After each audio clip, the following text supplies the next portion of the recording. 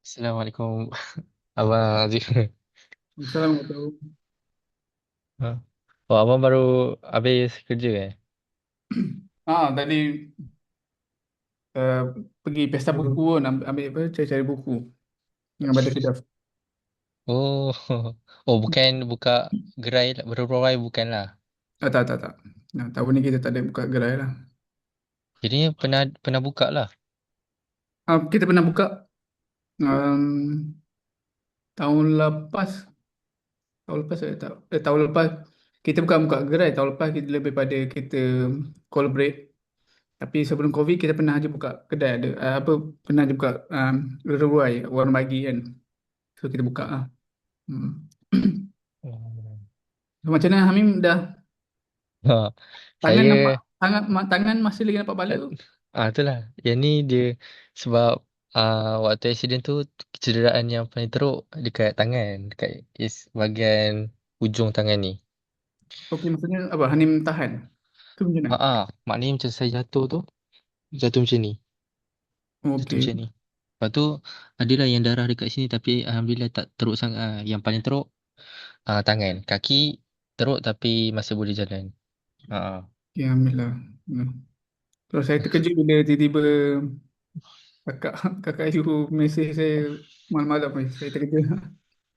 Sebab saya dah janji dengan abang nak datang esok. Saya takut macam saya tak sempat bagi tahu Faham. abang. Waktu tu pun macam stres juga, banyak pening lah sebab ada banyak benda nak kena buat tiba-tiba Faham. Eugene. Kira ini saya untuk temu bual ni saya akan panggil abang Encik lah. Okay, nanti Ustaz dah tengok. Boleh je, boleh. Ya. Okay, Encik Azim, okay. Okay, boleh saya mulakan. Tapi walaupun saya mulakan ni, tak apa je macam kalau selang apa-apa sebab nanti untuk recording ni saya akan cut video ni. Hmm. Boleh. Bismillahirrahmanirrahim. Alhamdulillahirrabbilalamin. Wassalatu wassalamu ala asyrafil anbiya'i wal mursalin wa ala alihi washabihi ajma'in. Saya mengucapkan ribuan terima kasih kepada Encik Azim, wakil daripada organisasi MRM, Multiracial Reverted Muslim, kerana sudi untuk uh, join temu bual kami untuk projek case study kami yang bertajuk How Muslim Communities in Malaysia Perceive and Respond to Islamophobia. Okay, untuk sebelum saya menyelam kepada soalan-soalan yang saya telah sediakan kepada Encik Azim, suka untuk saya mulakan dulu, untuk kita mulakan dulu dengan pengenalan daripada Encik Azim, pengenalan daripada segi latar belakang pendidikan dan juga kerjaan dalam organisasi MRM ini. Silakan. Okey, bismillahirrahmanirrahim. Rabbi syrah li sadri wa yassir li amri wahlul 'uqdatam. Eh, alamak, tekan pula. Okey. Okey, boleh ah. Okey. Um, so um, boleh saya kalau nak perkenalkan diri, nama Muhammad Azim ya Abdullah Suhaimin. Jadi lebih orang lebih mengenali ataupun lebih senang untuk orang address saya sebagai Brother Azim ataupun Bro Azim. Jadi kalau dari segi latar belakang, uh, dari segi pengajian dan sebagainya, kalau ikutkan saya ni lebih pada uh, background engineer.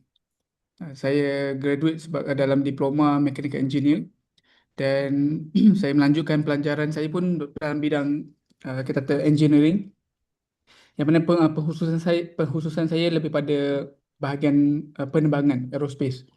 Jadi bila saya masuk degree pun saya masuk dalam pengurusan penerbangan untuk kapal terbang, dan habis saja saya graduate dekat situ saya terus officially bekerja dengan MRM. Jadi saya graduate tu pada tahun 2017, tetapi saya dah bersama dengan organisasi ni sejak penubuhan lagi, iaitu pada tahun 2014. Penubuhan pada 5 Februari 2014. Jadi waktu tu saya just involved sebagai pelajar, dan habis saja saya grad, terus saya ditawarkan oleh pengasas organisasi ni untuk saya terlibat untuk dalam sebagai official, sebagai staff lah. Okay.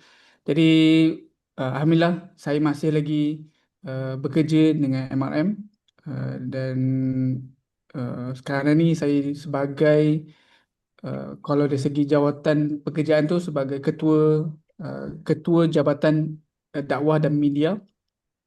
Tetapi kalau dalam organisasi saya sebagai pengurusi yang baru untuk MRM. Okay.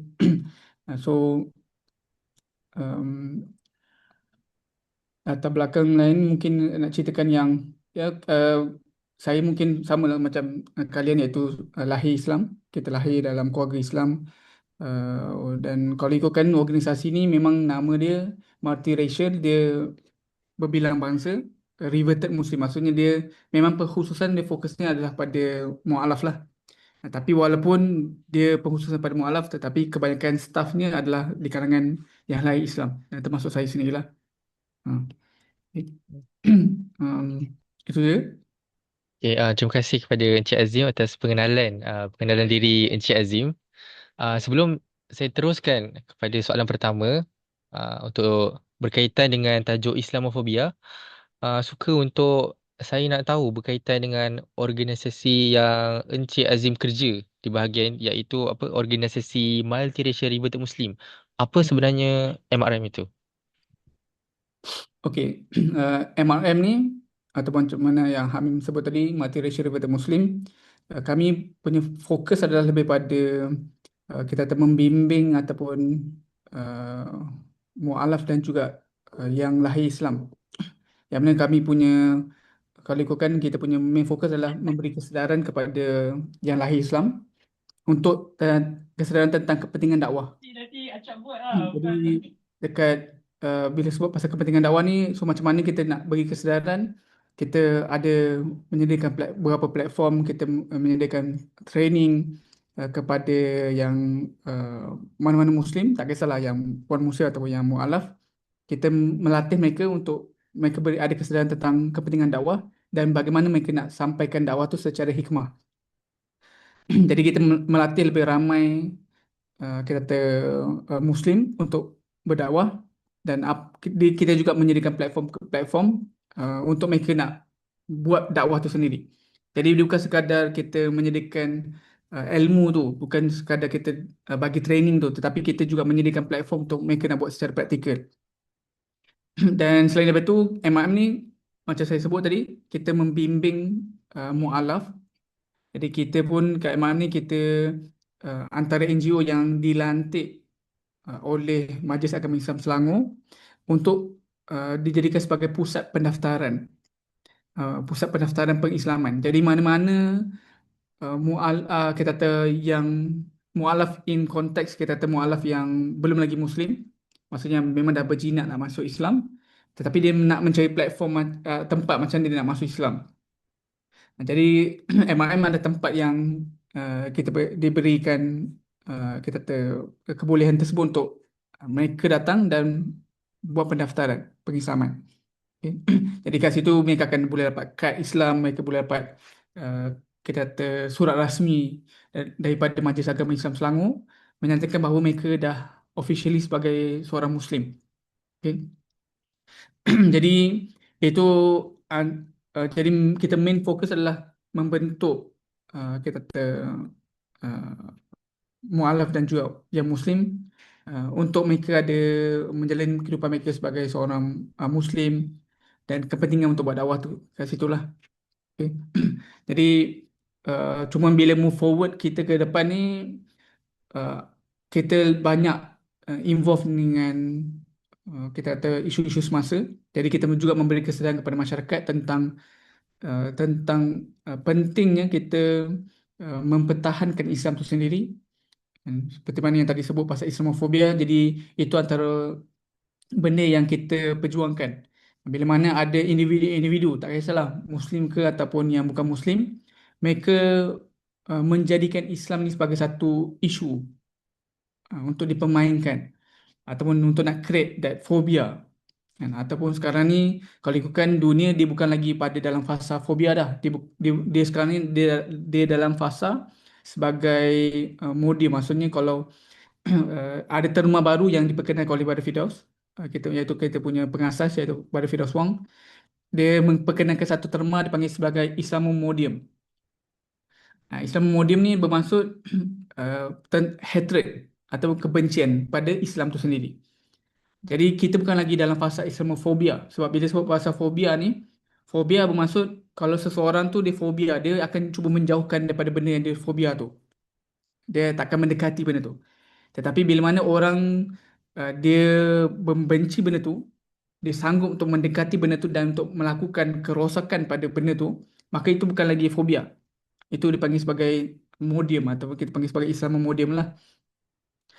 Jadi itu antara benda yang kita dekat MRM kita perjuangkan. Uh, kita uh, membawa angkat isu-isu semasa jugalah. Hmm. Itulah.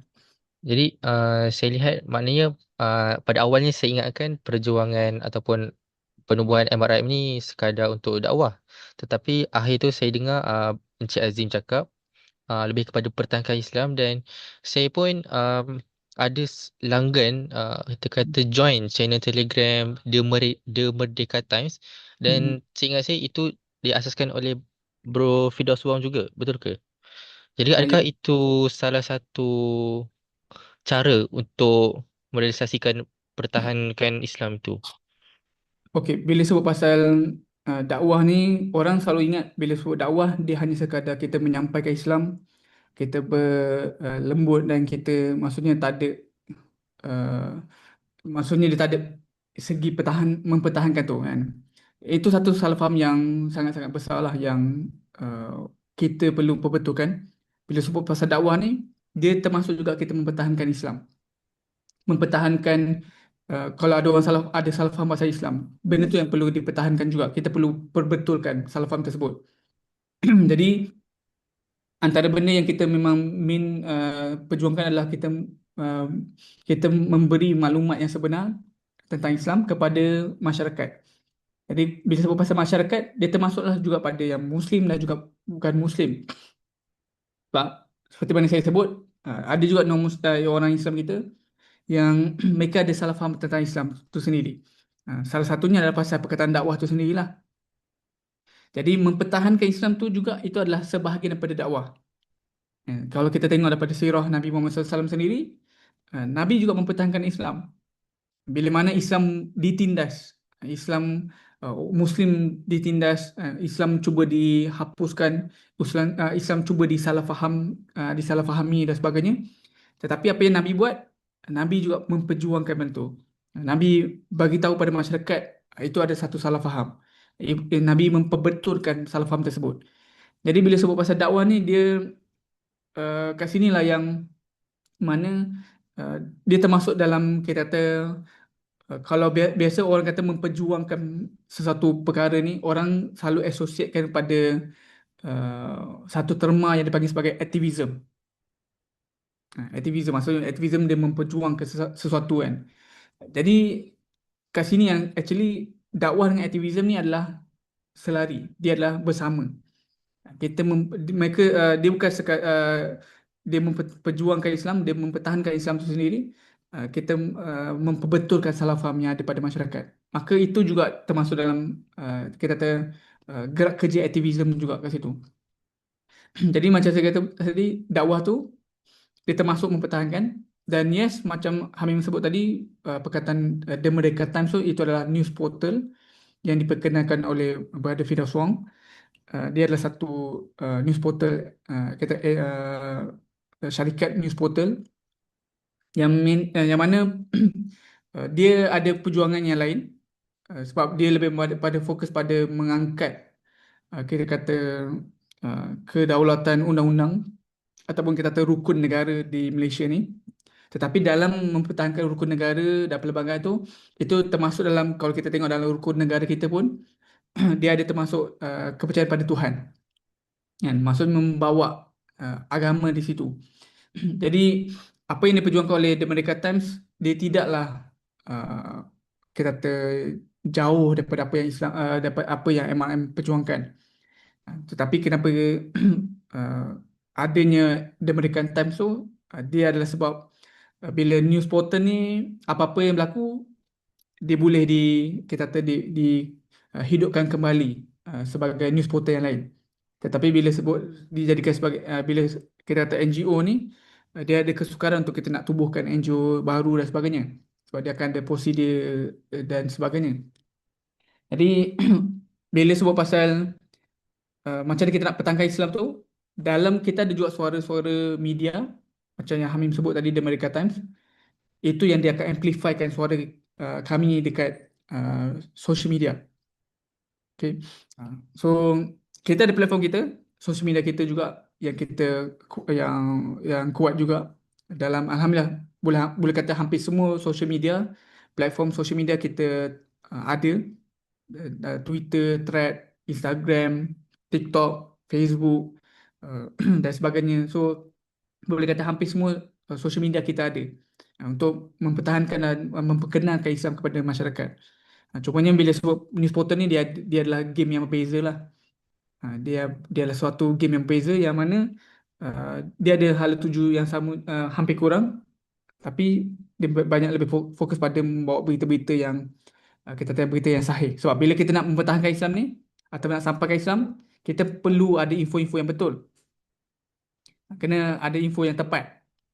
Kita tak boleh nak sebarangan just sekadar kita post lah, ataupun apa yang kita dapat kat internet kita post je tanpa kita buat cross check. Itu bukan itu bukan apa yang kita perjuangkan. Macam saya sebut tadi awal, kita juga um, apa kita kata, menghilangkan salah faham atau menyampaikan Islam yang sebenar kepada masyarakat. Jadi nak sampaikan Islam yang sebenar kepada masyarakat, info tu kena pastikan tepat lah. So itu sedikit untuk jawab soalan Hamim tadi lah. Hmm. Jadi, terima kasih Encik Azim. Seterusnya, selepas kita dah faham mengenai peranan MRM yang juga hampir sama dengan The Merdeka Time, cuma The Merdeka Time dia lebih kepada mempertahankan rukun negara. Cuma masih ada elemen yang membantu MRM untuk menyampaikan Islam. Saya ingin membawa terus kepada main question kita, iaitu berkaitan dengan Islamofobia. Untuk Encik Azim, sepanjang Encik Azim berada di lapangan dakwah, yang mana kita bukan sahaja approach Muslim, tapi Encik Azim telah approach beribu-ribu non-Muslim, beribu-ribu prospek yang pelbagai attitude. Jadi dari Encik Azim, apa itu Islamofobia dan apa bentuk Islamofobia yang berbeza di Malaysia? Mungkin ada kelainan berbanding di Western. Silakan Encik Azim. Bila sebut pasal Islamofobia di Malaysia ni, dia memang ada, atau kita kata ketakut ataupun salah faham Islam yang orang ada dekat Malaysia ni. Dia ada beza dia bandingkan kalau dekat di barat.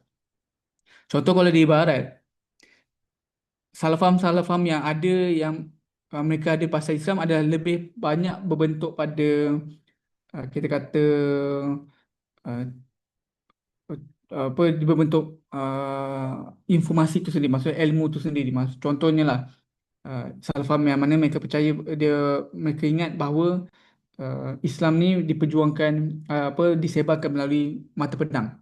Maksudnya bila sebut pasal jihad, mereka ingat jihad ni bermaksudnya perang. Sedangkan kita tahu jihad tu, itu adalah, perang tu adalah sebahagian saja daripada jihad, tetapi jihad secara luasnya adalah bermaksud kita berusaha, kita strive, kan. Maksudnya kalau siapa, mana-mana, even contoh pelajar pun, dia berusaha, dia strive untuk nak belajar, nak faham, dan dia untuk nak excel dalam pembelajaran dia, maka itu juga dipanggil sebagai jihad, kan. Tetapi non-Muslim di barat, mereka faham jihad bermaksud peperangan, kan. Mereka ada salah faham pasal syariah law, kan.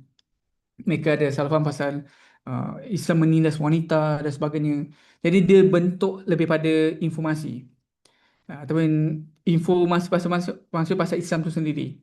Tapi bila sebut pasal di Malaysia ni, bentuk-bentuk salah faham yang tentang Islam yang mereka ada adalah kebanyakannya berbentuk pada individu, pasal pada Muslim tu sendiri. Maksudnya contoh, mereka akan mereka akan menilai Islam tu berdasarkan individu ataupun mainly soalan-soalan yang kita dapat adalah berkaitan dengan parti politik. Contohnya kalau kita cerita pasal Islam, dia akan kata, oh saya tak nak, contoh saya tak nak terlibat dengan PAS. Ha. Sebab apa? Kita tahu kalau kat Malaysia ni parti politik yang memperjuangkan ataupun yang mengatakan mereka adalah parti Islam adalah parti PAS lah, kan? Jadi mereka akan mengutuk uh, PAS ataupun mereka akan mengutuk mereka kata tengok you ajak orang buat baik tapi you tengok you punya pemimpin you, kan? Tak kisahlah, bukan kata PAS tu, kita kata pemimpin-pemimpin lain-lain yang mana dalam kerajaan ataupun pembangkang dan sebagainya, mereka akan kata tengok you punya orang Islam, pemimpin Islam Muslim sendiri pun dia ambil rasuah. Nah, you tengok dekat Malaysia ni statistik menunjukkan bahawa uh, apa lebih daripada 50% pengambil rasuah adalah di kalangan orang orang Islam kita. Kan? Orang yang terlibat dengan kes jenayah, mak rempit dan sebagainya adalah di kalangan orang Islam kita. Maka dia orang menggunakan individu yang mana itu yang buatkan mereka salah faham pasal Islam. Maka maksud mereka akan dan dia akan tengok juga contoh bila tengok Islam ni antara salah faham yang mereka ada dekat Malaysia ni adalah macam saya sebut tadi dia berbentuk parti politik, berbentuk politik dan juga dari segi pengamalan tu sendirilah. Contoh dia kata Islam ni susah sebab apa? Banyak peraturan. Islam ni memutuskan hubungan kekeluargaan. Again dia berbentuk individu lah. Ah, Islam ni kita kata Islam ni dia agama yang baru, baru je tubuh 1400 tahun yang lampau, kan. Jadi actually banyak salah faham ni, dia tak banyak pun salah faham tu, dia sebab dia berbentuk lebih pada individu tu. Dan kalau nak jadikan rujukan actually macam Brother Firdaus sendiri ataupun daripada MIM kita pun sendiri, kita collaborate dengan Brother Firdaus, kita ada hasilkan buku karya dia yang dipanggil sebagai Cina Kiasu dan Kiasi, kan. Cina Cina takut mati dan kita tahu takut apa satu lagi, takut hidup dan takut mati, kan. Jadi dalam buku tu memang dia ada, kita ada senaraikan. Contoh ni saya tunjuklah buku dia, kan.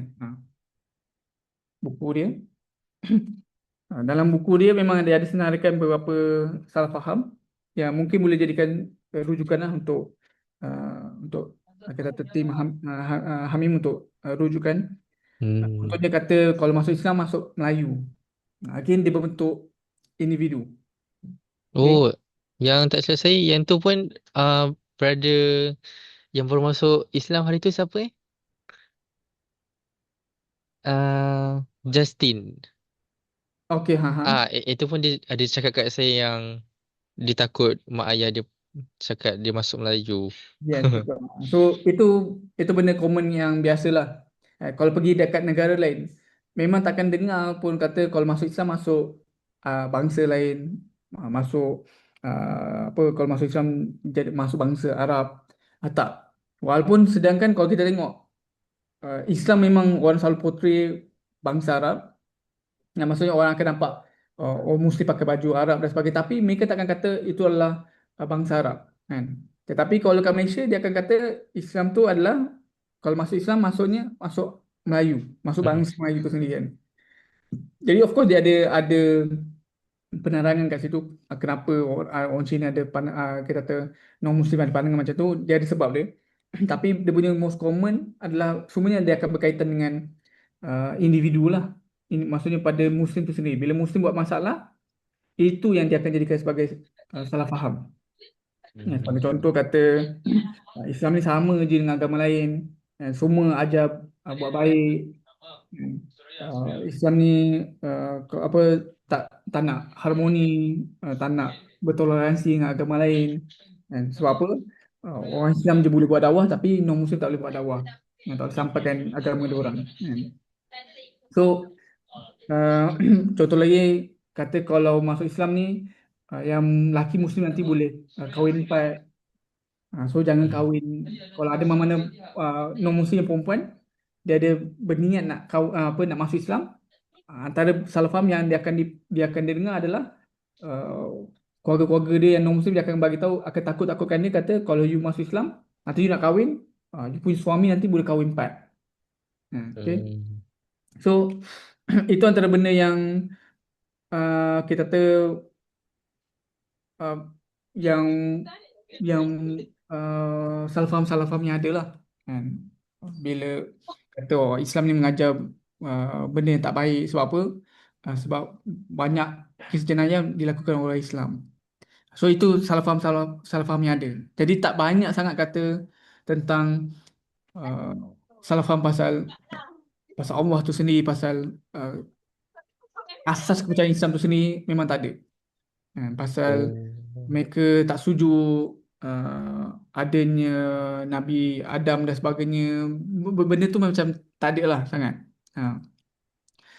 Jadi itu antara salah faham yang bila kita santuni dengan masyarakat kita kata lokal berbanding dengan yang barat, kita kata yang western, foreigners, itu antara perbezaan yang kita boleh nampak.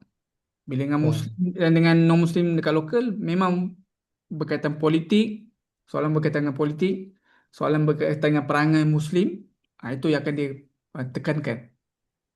Hmm. Hmm. Oh, betul juga bila Encik Azim dah syarahkan baru saya jelas. Western memang memang betul dia bukan ke arah nanti Muslim ni seorang yang perangai buruk. Dia tak fikir macam tu. Dia fikir berkaitan Ya, dengan jihad. Tapi kalau di Malaysia memang memang betul apa yang Encik Azim cakap tu memang kan sebab kita pun kat berita mana-mana berita memang kita nampak wajah Melayu ni sangat buruk lah di dalam berita. Jadi saya tak langsung orang-orang yang ke Muslim di Malaysia ni dia melihat gambaran yang tidak baik pada Islam. Padahal sebenarnya itu bukan mencerminkan Islam. ya betul. Hmm, soalan seterusnya saya kepada Encik Azim. Boleh Encik Azim kongsikan apa-apa pengalaman daripada mualaf reverted Muslim Mm-mm. yang ada berkaitan tentang Islamofobia yang mungkin bagi ada pengalaman yang agak menegangkan di situ. Okey, bila sebut pengalaman ni maksudnya uh, apa bentuk pengalaman ke atau macam mana? Macam experience yang mungkin non-Muslim tu dia nak masuk Islam dia hadapi. Okey, dia bila sebut pasal masuk Islam ni, mungkin kalau kita tengok, kita nak comparekan 20 tahun yang lepas dengan sekarang ni, kita dah boleh nampak ada perbezaan lah. Ada Hmm. uh, kita kata dah mula kurang dah. Oh. Kalau dulu mungkin yes, ada yang sampai kita kata kena halau lah, kena pukul, ada yang diancam bunuh dan sebagainya. In which bukan nak kata sekarang ni tak ada, memang ada pun. Tetapi dia kurang. Kan? Kalau paling tidak pun mereka akan tak cakap, okay? Ataupun yes, paling tidak pun just halau keluarlah rumah. Tak ada pun dia akan ancam nak bunuh dan sebagainya. Memang tak ada. Kalau dulu-dulu memang ada, yes. Dia ada benda yang agak common. Akan ada yang diancam bunuh. Um, ada yang mana mereka diberhentikan daripada belajar. Mereka tak disokong oleh ahli keluarga mereka dari segi kewangan. Kalau masuk Islam, nanti kalau contoh dia masih belajar, uh, parents dia akan kata dia akan berhentikan support dari segi kewangan. So you nak belajar, you kena sambung sendiri lah. You kena cari kerja, duit sendiri. Hmm. Jadi dia bandingan kita kata lepas 20 tahun ni, suasana tu dah berbeza dah. Sebab sekarang ni masyarakat dah mula menerima perkahwinan secara kita kata bercampur. Maksudnya fix, uh, exchange culture tu. Cina kahwin dengan Melayu, Melayu kahwin dengan India, Oh. India kahwin dengan Cina, Cina kahwin dengan Sarawak dan sebagainya. Jadi benda tu dah orang mula terima. Jadi parents tu sendiri pun dah kita kata kebanyakannya dah quite open. Mereka menyambut baik kat situ. Kan? Jadi kalau paling tidak pun macam saya kata tadi, dia just tak bercakap, okey. Bermasa muka sepanjang kita kata mungkin paling paling paling kurang pun dalam 2 minggu tak bercakap, okey. Tak berhubung. Tapi lepas tu dia akan automatically dia akan terima lah. Terima bukan nak kata bila terima tu bermaksud mereka terima 100% tidak. Tetapi mereka terima hakikat bahawa okay, anak dia dah masuk Islam, maka dia kena live on that. Macam tu. Ha. Hmm. So beza dengan yang dulu, kalau kita tengok memang kes-kes kena halau rumah, kena buang rumah, kena ancam bunuh, dia adalah benda yang biasa. Tapi sekarang ni dah kurang. Okay. So dan sekarang pun alhamdulillah ramai juga yang dah terima. Ada yang menyokong juga. Bukan nak kata yang dulu-dulu tak ada yang menyokong. Tidak, ada je yang menyokong. Cumanya mungkin kita kurang dengar sebab mungkin salah satu faktornya adalah kita dulu dia tak ada social media yang kuat macam sekarang. Tapi sekarang bila ada social media mungkin kita boleh nampak, kita boleh dengar lah. Dan mungkin barangkali actually dulu dengan sekarang mungkin sama je. Mungkin mungkin. Tapi sebabkan dulu tak ada social media, so kita tak nampak. Hmm. Tapi even kita tak ada sosial media pun kita boleh nampak dari segi uh, dengan pengalaman even daripada yang sekarang ni dah jadi bapa-bapa, mak-mak, yang mana dah masuk Islam, kita jarang, kita memang kebanyakan dengar, kita akan dengar adalah mereka kata pengalaman mereka dihalau, pernah dia ugut dan sebagainya. Tapi yang banding dengan sekarang ni kurang lah kat situ. Hmm. Oh, maknanya Islamofobia pada zaman kata 2020-an ni sekarang dah makin berkurang lah. Okey, bila sebut pasal Islamofobia tu, sebenarnya zaman sekarang bila sebut pasal Islamofobia ni, kita kena bezakan yang dipaparkan dekat social media dengan realiti di lapangan. Maksudnya realiti masyarakat. So kalau kita tengok realiti masyarakat, sebenarnya realiti masyarakat nak kata mereka fobia dengan Islam, uh, mereka bukanlah fobia, mereka ada salah faham. Mereka ada salah Hmm. faham pasal Islam. Khususnya contoh kita kata daripada kalangan Chinese, mereka ada salah faham pasal Islam. Okay. Um, tapi apa yang dipotretkan dekat media sosial, dia nampak macam Islamofobia tu uh, kerap berlaku. Sebab apa? Again, dia adalah permainan media, apa kita kata, news portal media. Sebab mereka nak dapatkan orang ramai masuk, apa, baca berita mereka, orang engage masuk ke dalam portal berita mereka. Jadi memang kita boleh nampak kalau ikutkan kajian, kita boleh nampak trendnya kalau dekat berita-berita, boleh kata hampir setiap 2 minggu akan ada satu isu pasal Islam akan dinaikkan. Yang buruk lah, isu yang Ah, buruk. Isu buruk, isu yang cuba dimainkan, okey, kita boleh nampak macam itulah. Mungkin kalau dulu, again, sebab tadi social media, kita tak boleh nak membuat penilaian dari segi social media lah. Tapi kalau dari segi lapangan, kita boleh tengok realitinya, sebenarnya uh, ramai je yang okey dengan Islam. Ramai je yang Oh. bukannya takut. Sebab kalau kata takut, kita boleh tengok masyarakat uh, yang non-Muslim, mereka tak ada masalah duduk bekerja dengan rakan-rakan yang Muslim, mereka berinteraksi dengan rakan-rakan Muslim, mereka boleh bertukar pandangan pasal, bersembang pasal agama secara open. Jadi benda tu kita tak nampak uh, sangatlah dari segi dekat lapangan. Tapi dimainkan dekat social media, yes, memang ada lah. Dan of course dia Hmm. ada je geng-geng yang kita panggil sebagai keyboard warrior ni, Hmm. yang uh, yang mana mereka juga menyokong apa kata apa Islamofobia ni, dengan mengatakan mereka mengutuk Islam dan sebagainya secara dekat alam maya. Cumanya benda tu kita jarang nampak. Sebab apa? Again, dia bermain dengan fake account, dan kita boleh nampak dari segi bilangan tu tak ramai pun. Hmm. Hmm. Maknanya Islamofobia di Malaysia ni lebih kepada alam maya, bukan di lapangan. Yes, di alam maya. Bila sebut pasal alam maya ni, yang mana siapa yang selalu naikkan adalah kita kata berita, news portal, okay? Dan juga kita kata ahli politik lah, Oh. menteri. Mereka menjadikan isu agama tu sebagai satu isu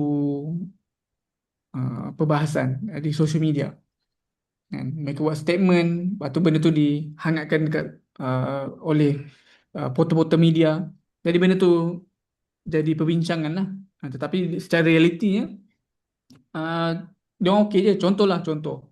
Macam baru-baru ni kita menyambut Hari Raya Korban kan. Hmm. Kalau tengok dekat threads ataupun dekat social media yang lain pun, especially thread lah, sebab waktu Hari Raya Korban banyak posting-posting threads yang datang daripada kalangan orang Islam kita yang kita panggil sebagai Muslim apologies. Mereka minta maaf. Mereka kata minta maaf pada apa yang orang Hindu, kalau rasa sensitif dengan apa yang kita buat, perayaan kita sambut dan sebagainya. Waktu Hari Raya Korban minta orang bersabar dengan perayaan kita. Mereka buat that kind of statement, dan kita boleh tengok respon daripada non-Muslim atau kita kata Hindu yang especially kita kata Hindu. Mereka kata mereka tak ada masalah, mereka okey je. Yes, memang Hmm. kita faham lembu tu adalah haiwan yang kita kata suci bagi mereka, yang mana kita anggap macam yes, dan mereka sembah juga, tetapi dia tak berlaku seperti mana berlaku dekat social media. Yang mana kalau kat sosial media macam gempar-gemburkan, oh nanti Hindu akan rasa terasa lah. Mungkin akan jadi macam dekat India, yang mana India ada serta-serta area dekat India mereka sampai mereka ambil tindakan keras kepada Muslim yang sembelih lembu ataupun yang membeli lembu dan sebagainya untuk buat penyembelihan. Jadi mereka anggap benda tu akan berlaku dekat Malaysia. Sedangkan hakikatnya kalau kita tengok realiti lapangan, tak ada pun. Dan malah ramai non-Muslim yang di kalangan orang Hindu, mereka persoalkan kenapa orang Islam, orang-orang Muslim ni buat posting macam tu. Hmm. Hmm. Macam menganggap macam apa, orang Hindu ni macam dia sensitif sangat. Macam mereka ni jahat sangat. Kan? Semua bila macam menghalang orang Islam nak buat ibadah dia orang. Kan? Jadi ramai yang persoalkan macam tu. Kenapa nak jadi macam sensitif sangat kat situ? Jadi dia, kalau kita tengok dari lapangan tu, dia tak reflect lah kat situ. Tapi dia lebih pada banyak main dekat social media, dan mainly dia datang daripada ahli politik dan kita kata berita-berita lah, news portal. Ah, Hmm.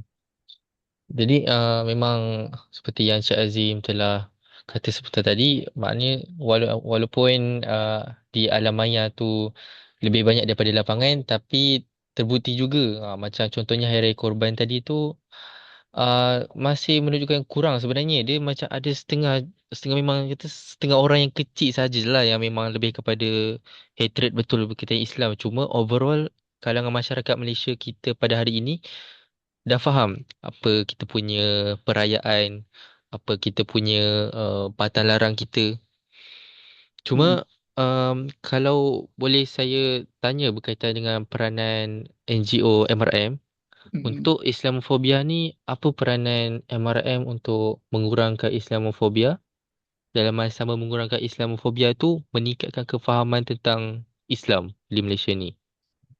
Okey, so itu satu soalan yang bagus juga. Yang mana antara peranan yang kita buat dekat MRM ni adalah kita ada satu platform yang kita boleh kata setiap minggu kita akan buat untuk memberi peluang atau menyediakan platform pada yang non-Muslim untuk mereka nak tahu pasal Islam. Kalau mereka ada salah faham pasal Islam, apatah lagi kalau untuk mereka nak uh, kita kata untuk kita nak sampaikan, nak clearkan salah faham yang mereka ada lah pasal Islam. Yang mana platform tu kita panggil sebagai Seri Dakwah.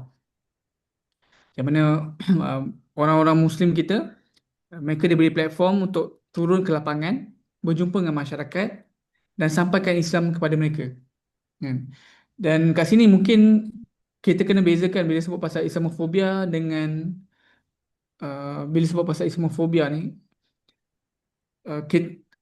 orang kadang-kadang disalah faham, dia ingatkan okey, kalau betul Islamofobia ni tak banyak dekat Malaysia, kenapa masa ramai non-Muslim tak terima Islam? Baik, orang non-Muslim tak terima Islam ni, dia bukan lebih pada kita kata fobia tu, bukan. Sebab again bila sebab pasal fobia ni dia adalah perasaan takut. Apa masalah pada non-Muslim yang kita nampak dekat Malaysia ni adalah mereka ada banyak salah faham pasal Islam. Banyak benda yang tak clear. Jadi dari segi ketakutan tu dia tak banyak sangat pun benda yang mereka takut. Tetapi of course yes, benda yang takut tu dia boleh jadi salah satu faktor lah kenapa mereka memilih untuk tak masuk Islam. Antaranya kalau di kalangan Chinese, orang Cina dari segi mereka sangat menitik berat tentang adat ataupun kita kata kekeluargaan. Jadi bagi mereka, mereka faham masuk Islam ni, masuk Melayu itu satu benda yang langgar pantang larang adat mereka. Jadi of course Hmm. itu yang buatkan mereka uh, berjauhan dengan Islam. Mereka ada salah faham dengan Islam, tetapi mereka tak membenci Islam kat situ. Okay. Jadi tapi nak kurangkan salah faham tu atau kalau ada Islamofobia sekalipun, kita cuba leraikan dengan cara kita menyediakan platform di lapangan, kita buat suri dakwah dan juga kita ada buat platform-platform di social media yang mana kita main peranan dengan menghasilkan konten-konten tentang Islam, uh, persoalan-persoalan yang mungkin ada datang daripada non-Muslim tentang Islam yang mereka ada salah faham yang mereka ada, kita jadikan dalam bentuk poster, dalam bentuk komik, kita jadikan dalam bentuk artikel, kita jadikan dalam bentuk video, respon dan sebagainya. Jadi itu antara benda yang kita uh, lakukan dan selain daripada itu adalah kita menghasilkan buku-buku lah, buku-buku berkaitan dengan pandangan masyarakat. Contohnya macam buku yang saya sebut tadi, Cina, Kiasu dan Kiasi. Dia memberitahu pasal pandangan orang Cina, masyarakat Cina tentang Islam. Jadi apa pandangan mereka tentang Islam, jadi dan kenapa orang Cina memilih untuk berjauh dengan Islam dan sebagainya. Itu antara benda yang kita hasilkan dalam bentuk buku. Kita cerita pasal sejarah orang Cina, kenapa dan sebagainya, background dia, punya budaya dan sebagainya.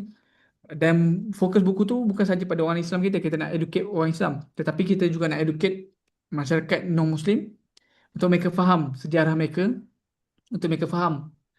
Mungkin mereka ada salah faham tu dan buku tu sendiri boleh menjawab salah faham yang mereka ada lah. Okay. So itu antara benda yang kita menyediakan selain daripada kita sediakan kelas, kelas secara online ataupun diskusi secara face to face ataupun online pun kita ada buat.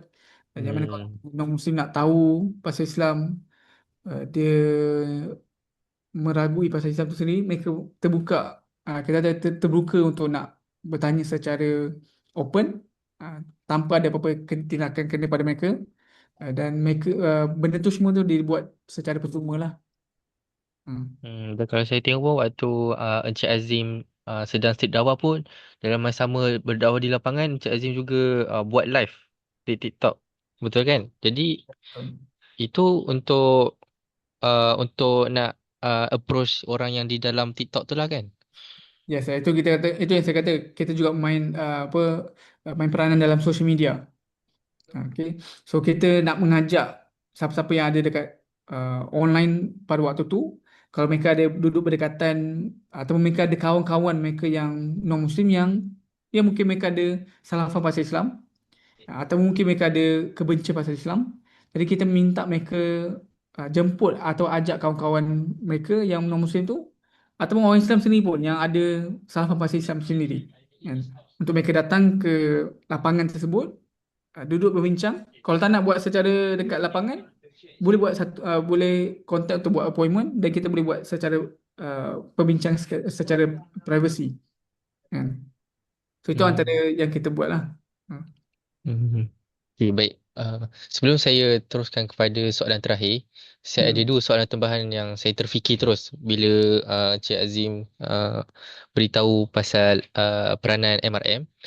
Yang pertama, tadi Encik Azim ada cakap pasal alamak apa ya? Saya tak ingat pula. Saya teruskan yang kedua.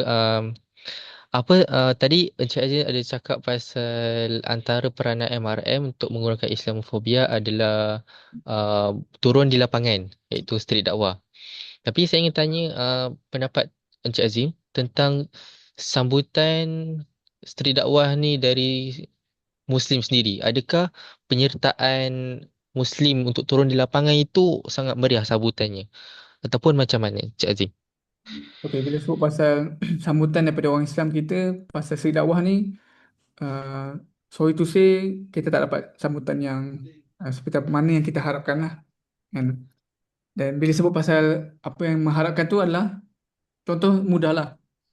Kalau kita buat satu, bila mana ada event, contoh event pasal, uh, contoh kita kata pameran ataupun jom heboh, kan, ataupun uh, pameran sekian-sekian, tak kisahlah apa aktiviti dekat lapangan, kita boleh nampak dari segi sambutan masyarakat datang tu jauh lebih banyak berbandingkan kalau kita kata bukan saja datang, kita kata sebagai peserta, maksudnya sebagai tengok apa booth yang ada kat situ, tapi sebagai peserta untuk nak buka booth, dan untuk uh, sampaikan produk mereka, nak cerita dan sebagainya.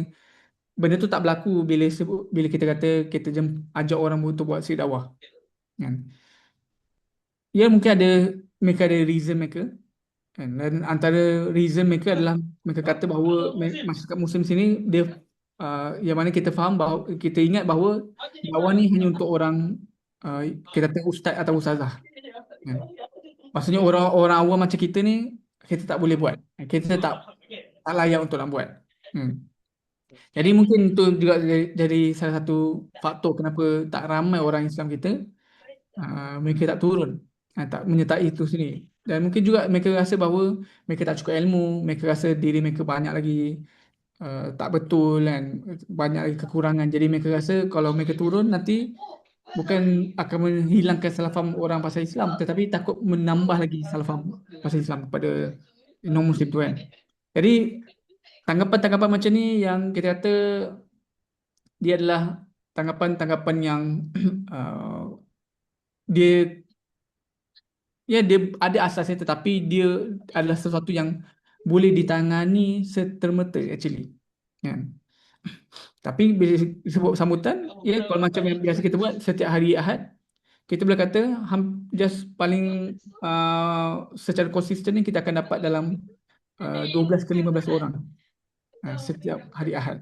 Kita buat daripada pukul 2:30 sampai pukul 6, kan, dekat Bukit Bintang. Dekat tempat-tempat lain ada tak? Ya, kita ada buat. Kita ada cuba create juga team dan untuk nak gerakkan.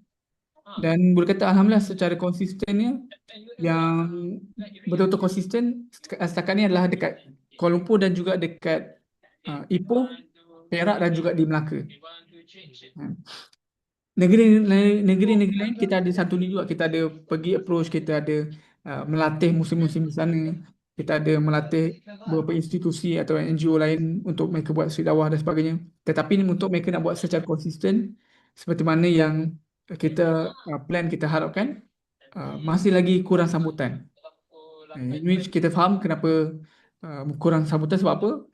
Individu yang sama juga mereka kena anjurkan program lain, individu yang sama juga kena buat siri dakwah, individu yang sama juga perlu menyantuni handle case dan sebagainya. Jadi tak menentangkan, kan. Jadi itu antara benda, peranan MIM juga kita cuba, kita buat bengkel-bengkel untuk kita beri kesedaran kepada masyarakat Muslim bahawa dakwah tu ada tanggungjawab setiap individu Muslim. Nanti bukannya ada kumpulan dah buat maka yang lain terlepas, tidak. Maka kita bagi mereka kesedaran dia ada tanggungjawab setiap individu Muslim, mereka perlu buat dakwah. Jadi kalau mereka tak boleh buat dakwah secara siri dakwah, kita faham siri dakwah ni dia bukanlah dia satu platform yang uh, penuh dengan cabaran. Sebab untuk nak dapat orang bercakap, itu satu cabaran dia. Sebab siri dakwah ni dia bukannya you duduk kat situ orang akan sambut datang dengan baik, dia just tanya pada you dan sebagainya, tidak. Dia bezanya Malaysia punya, masyarakat Malaysia dengan berbanding dengan dekat barat.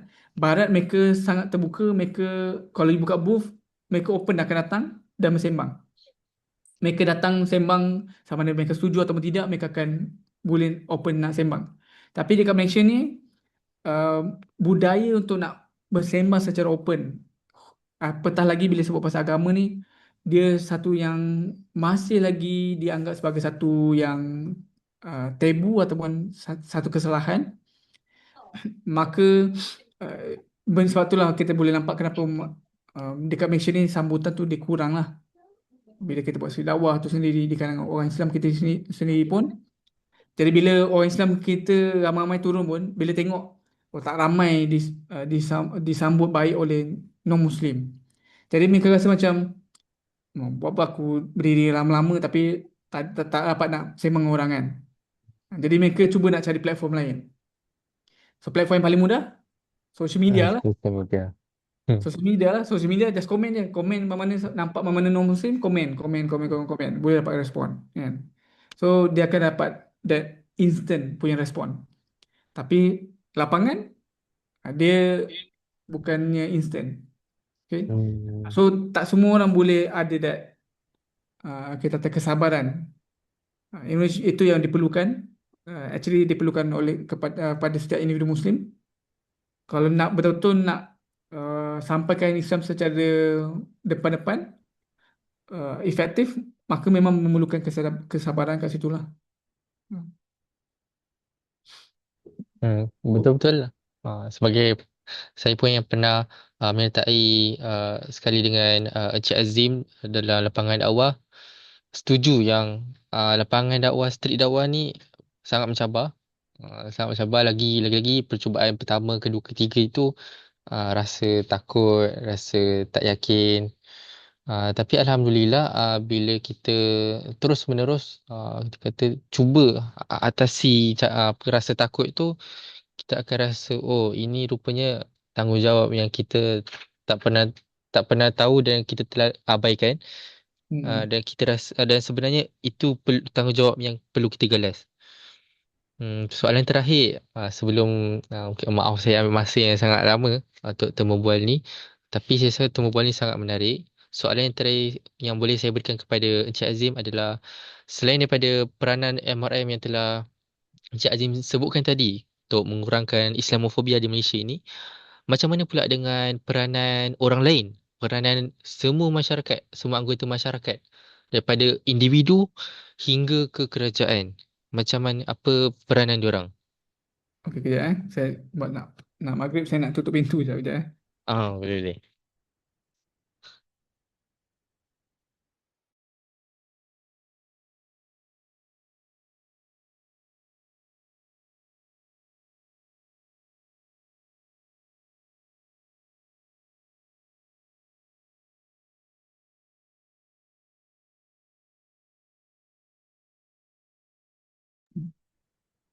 Okey, bila Hamim sebut pasal apa peranan masyarakat lain dari segi daripada bawah masyarakat sampailah ke pihak kerajaan, kalau kita tengok Alhamdulillah masing-masing dia ada main peranan mereka masing-masing.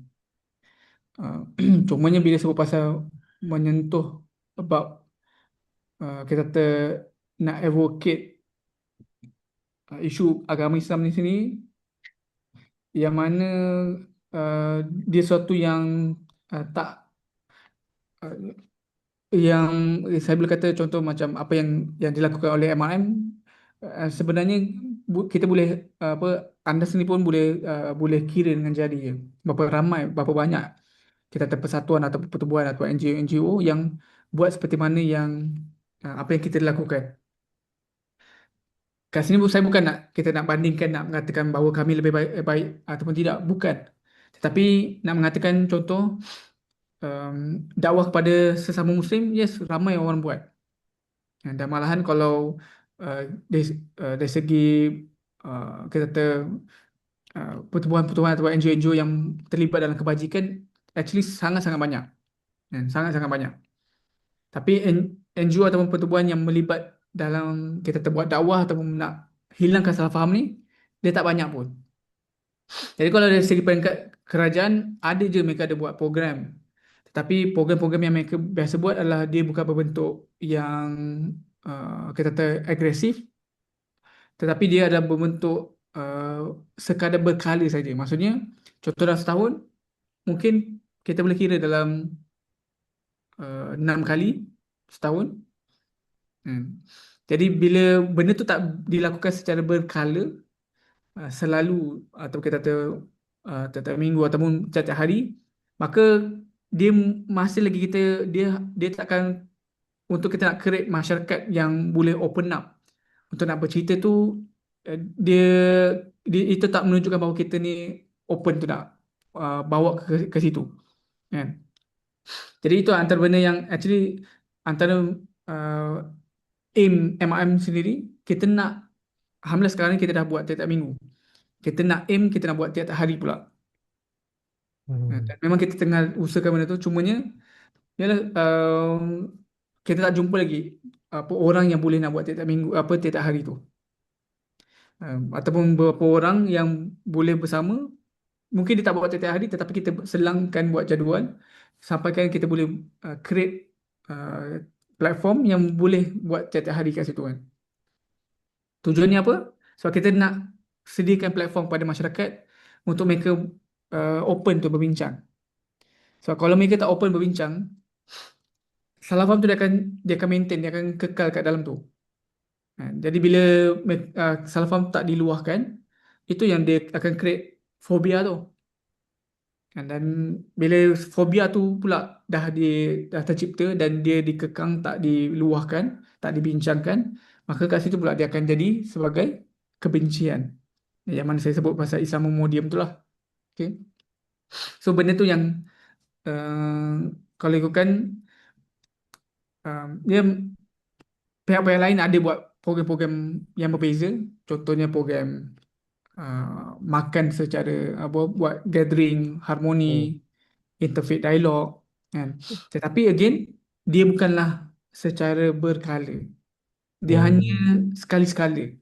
Jadi bila sekali-sekala ni, untuk kita nak create that bonding tu kurang lah, kan. Contoh macam kalau saya nak bina hubungan dengan Hamim, kalau kita hanya sekadar berjumpa mungkin sekali dalam 2 bulan, sekali dalam 3 bulan, untuk kita nak dapat that hubungan yang kita terbonding, keakraban seperti mana Hamim dengan kawan yang jumpa setiap hari, dia jauh benda yang berbeza, kan.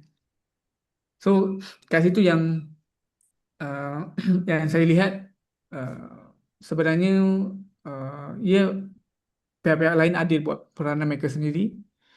Tetapi dari segi pengkhususan pada mengenani kita kata Islamofobia ni, atau kita kata salah faham Islam ni, ada tak ramai lah yang buat. uh, so mereka ada buat aktiviti, ada peranan masing-masing lah, kan. Contoh kalau dari segi ada yang buat seminar tentang uh, tentang Islam dengan dalam bentuk kita kata apa, perubatan, Islam dengan sains, Islam dengan seni dan sebagainya. Ada benda tu. Tetapi again dia tak, jumlahnya tak banyak lah. Jadi bila tak banyak, tak ramai orang bual pasal benda tu, tak ramai orang bincang pasal benda tu, maka again dia jadi seperti benda tu tak diraikan lah. Tak jadi satu kebiasaan. Jadi bila tak jadi satu kebiasaan, orang masih lagi takut-takut nak bincang benda tu lah. Ha. Hmm. Ya, saya rasa itu sahaja untuk temu bual saya kepada Encik Azim. Sebelum saya mengakhiri temu bual ini, uh, ribuan terima kasih saya ucapkan kepada Encik Azim selaku Ketua Bahagian Dakwah, betul ke? Ya, Ketua betul. Bahagian Dakwah MRM, kerana sudi untuk membantu untuk kes tadi kami berkaitan dengan Islamofobia, dan insya-Allah saya harapkan dengan ilmu dan maklumat yang Encik Aziz kongsikan kepada tim kami berguna bukan sahaja untuk kes tadi kami, tapi untuk kami sampaikan juga kepada orang-orang lain. Hmm. Okey, Ah, alhamdulillah. Oh. itu sahaja daripada temu bual ini. Sekian, terima kasih. Itu je lah saya punya closing. Tapi ni dah habis, tapi saya ucapkan terima kasih abang sebab saya apa tu tajuk ni saya tak tahu. Saya tak fikir orang lain yang saya fikir abang lah waktu tu. Hmm, Terima kasih, aduh. terima kasih. Hmm. Again macam saya kata lah, kenapa Hamim fikir kami, sebab apa? Hamim sendiri nampak tak banyak orang buat. Betul lah. Ah, betul. Kita orang So, nak cari NGO tu, kita macam apa NGO yang berkaitan Islamophobia? Tak jumpa. Alhamdulillah saya pernah saya involve dengan MRM, jadi saya dapat beri bantuan kepada grup saya lah. Hmm. Kira Alhamdulillah. MRM, kira pun ustaz, lecturer saya pun yang dengar organisasi MRM pun, saya cakap, Alhamdulillah baguslah kamu ada inisiatif untuk approach MRM, NGO tu. Hmm. Ya, ya, ya. Alhamdulillah. Hmm. Saya airkan meeting ni. Sebab tu saya cakap terima kasih sekali lagi lah kepada abang lah. Saya tolong saya. Boleh, nanti InsyaAllah. apa kita kirim touch lagi ya. Nanti insyaAllah. Hmm. Betul lah. Saya pun mungkin hujung bulan ni saya habis final exam. InsyaAllah mungkin dah boleh, saya cuti SEM dalam 2-3 bulan. Panjang juga. Dan mungkin saya nak gunakan peluang itu untuk turun juga di lapangan. Sebab bukan sekadar mengasah bakat, tetapi itulah. Dia apa berada Rahman, lepas Rahman tu lah. dia brief juga saya lah pasal um, Tapi tanggungjawab lah. Hamim punya um, apa UIA Paguh kan? Ya bagus. Di UIA Paguh macam saya sendiri saya sendiri pernah beberapa kali pergi ke situ. Yes, ada buat program ajak untuk buat bengkel suri dakwah dan kita buat suri dakwah kat situ. Jadi mungkin ialah kita mengharapkan program tu ada kelangsungan lah, diteruskan kat situ. Dan Program di dalam universiti dia dia boleh jadi program, bukan saja program dalam universiti, maksud di luar universiti pun. uh, Maksud mereka sendiri pergi santuni masyarakat. Dan benda tu saya pernah bagi tahu pada dia orang, benda tu tak semestinya kena buat secara official. Sebab kita faham kalau contoh nak minta bajet dan sebagainya, dia benda official tu kita tak boleh buat macam tiap-tiap minggu kan. Hmm. Tapi kalau ikutkan Sedawah ni adalah satu kita kata aktiviti lapangan yang sangat-sangat kurang costing. Kalau ikut Hmm. costing pun sebenarnya just makan minum je, ataupun makan minum dan transport, itu je. Dari segi bahan-bahan dakwah ni actually boleh dapat free kan. Amin boleh je nak, daripada mana pertubuhan nak request pamphlet, kita boleh bagi secara percuma kan. Jadi sebenarnya costing dia lebih pada makanan, uh, atau apa travel dia, itu je lah kan. So kalau nak buat macam tu, saya bagi tahu kat dia orang, kalau tak boleh nak buat secara official, tak apalah, buatlah secara unofficial. Maksudnya team up lah dalam beberapa orang, 3-4 orang, pergi buat kita kata aktiviti lapangan. Jangan Oh. jangan jangan buat Sri Dawan ni jadi sebagai satu program. Oh, faham. Jangan buat jadi sebagai satu program official. Jadikan sebagai, yalah, um, tanggungjawab. oh, kalau macam kita kata aktiviti tanpa aktiviti lah, kita nak buat, contoh kita nak bersukan, kita sukan je lah. So kalau macam dakwah ni, kita dakwah je lah kan. Ya, betul. So dia tak perlu nak kena tunggu ada approval daripada apa, universiti dan sebagainya. Sebab apa kita buat kat luar tu, kita tak buat aktiviti tu atas nama universiti. Kalau kita nak buat atas nama universiti, yes, of course dia perlukan bajet, kebenaran dan sebagainya. Hmm. Nak buat macam tu pun boleh. Tapi kalau nak ada kelangsungan kita kata aktiviti tu, budaya tu, dia perlu dibuat tanpa ada that official tu. Faham, Ha. faham. So benda tu actually dia akan bantu, bukan saja Hamim tapi pada kawan-kawan yang lain untuk lebih memahami lah pasal apa yang you guys belajar. Macam Hamim belajar pasal sekarang ni lebih pada apa, pengajian Islam kan. Pengajian Arab komunikasi. Yes, Arab komunikasi. Sri dakwah tu pun boleh guna jadi satu lapangan untuk praktis buat komunikasi, apa kita kata komunikasi bahasa Arab. Mm-mm. Dia tak semestinya kena jumpa orang bercakap bahasa Arab. Tak, buat Sri dakwah ni boleh buat jadi jumpa orang buat satu game ke, Perkenalkan kepada orang, okey, tahu tak ini apa perkataan dia. So macam nak guna perkataan ni, so juga saya explain cakap bahasa Arab. Boleh juga. Oh. Ha. So benda tu boleh buat pada orang Islam, pada orang bukan Islam pun boleh. Ha. So dia benda tu actually si dakwah ni dia sangat-sangat dynamic lah, dia sangat-sangat kreatif boleh buat. Dia tak semestinya pergi bagi pamphlet. Kan? Contoh apa soal, apa perkataan yang non-Muslim dia salah faham ataupun apa perkataan yang orang Islam kita yang salah faham, perkataan Arab yang orang Islam kita salah faham. Contoh perkataan jihad. So jumpa kalau orang non-Muslim contoh buat bagi beberapa ayat, apa tulislah berapa contoh ada enam ayat bahasa, Oh, enam enam bahasa Arab, perkataan. Oh, bahasa Arab. enam perkataan Arab. So minta dong pilih dulu. So bila dong pilih satu, okey apa dia? Okey, so cerita tanya dia, pernah dengar tak perkataan ni? Apa dia? Oh, Nah, so interesting bila dia itu. kata oh macam pernah dengar tapi macam ni ke? Okey tak. Kita pun explain lah. Explain lepas explain. So macam mana nak guna perkataan tu? Ayat tu. So cakaplah bahasa Arab. Kita tak Oh, faham. Lepas tu tak apalah. Kita explain lah. Okay, actually macam ni. Apa contoh yang saya sebut tadi macam ni. Ha, oh, menarik juga itu. Okey, saya baru dapat idea baru. Dan saya rasa ni pun saya boleh masukkan juga dalam case tadi saya. Ni street dakwah tu dia dinamik. Hmm. ya betul. Ha. Hmm. Okay.